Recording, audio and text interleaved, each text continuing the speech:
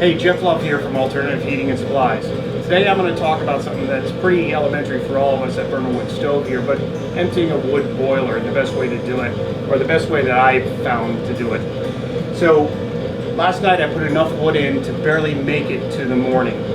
And then all morning what I've been doing is I come out here probably 5-6 times during the course of the day and take my rake.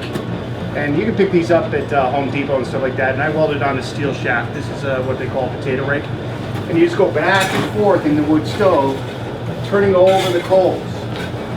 And what those coals will do is they'll heat your house for probably a day or two if you have a lot of coals. But it should eventually start looking like baby powder. And when these coals start to get very small, you're ready to empty the wood boiler. So right now my wood boiler is in the morning, it's probably 3 o'clock in the afternoon. My stove is still up to 170 degrees.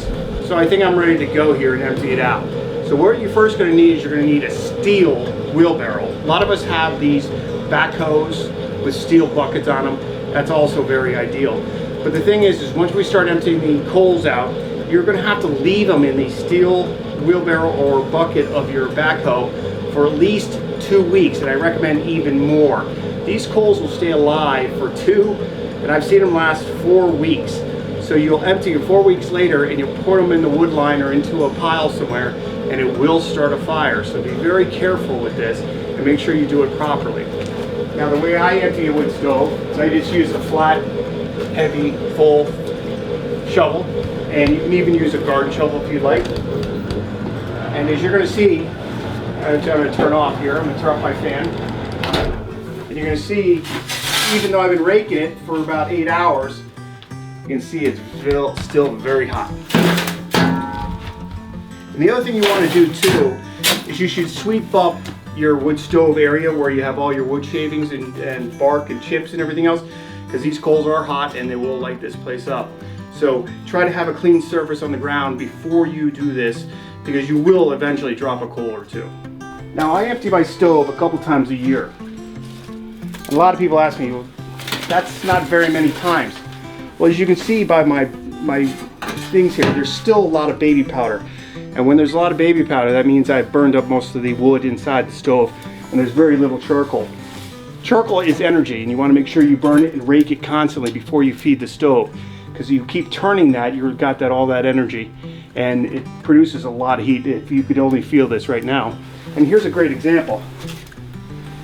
I've been raking it for 8 hours and I still have a piece of cardboard in there. Okay, the reason why you want to empty your stove a couple times a year is because the ash will build up and it reduces your ability to store wood or your fuel source in there for getting you an 18 to 24 hour burn.